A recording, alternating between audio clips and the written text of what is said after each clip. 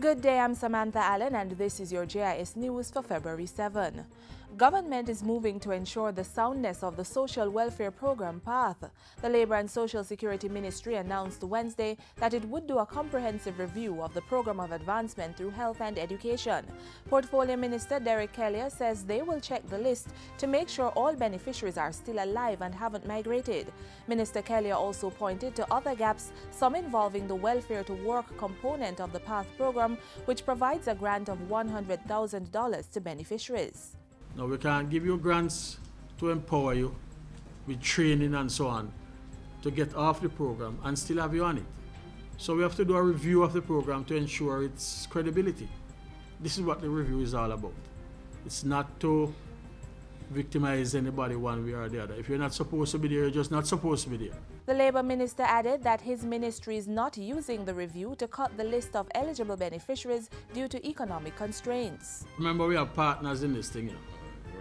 We have the World Bank, IDB, and all those that help to fund this program. And we have to be accountable.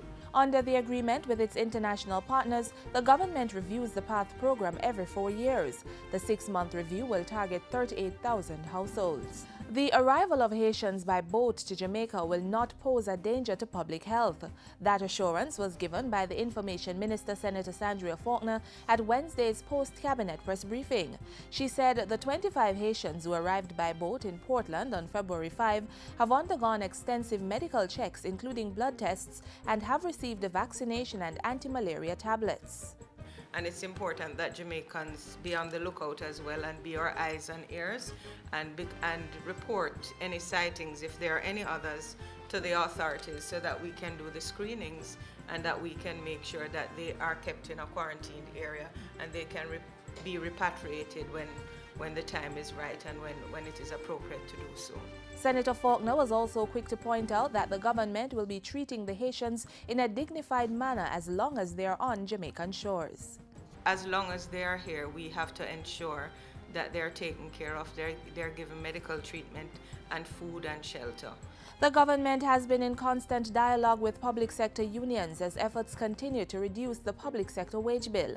In an address to members of the diplomatic corps on Wednesday, Finance and Planning Minister Dr. Peter Phillips said the unions understood the need to cut the wage bill. I'm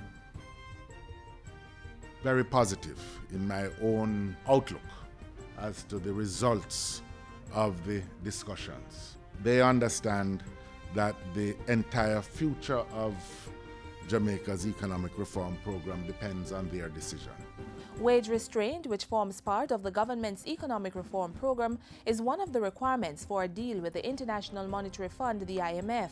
Dr. Phillips also reiterated government's commitment to a number of economic measures, including debt reduction, tax and pension reform, and the divestment of public assets. In the meantime, the finance minister says the final round of negotiations between Jamaica and the IMF are on in earnest. It is our expectation and hope to reach a staff-level agreement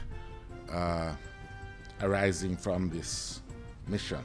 This will form the basis of a letter of intent to the fund for a 4-year extended fund facility.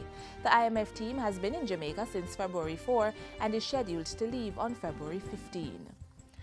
Government is continuing its efforts to simplify the immigration process for travelers, especially those visiting the island. Tourism Minister Dr. Wickham McNeil gave members of the diplomatic community an update on Wednesday. He said in December 2012, the Tourism and Security Ministries started a pilot project which integrates passenger information from airlines with Jamaica's immigration system. This allows travelers on certain airlines to bypass outgoing immigration booths. Efforts are also being made for foreigners to have improved access to a Jamaican visa.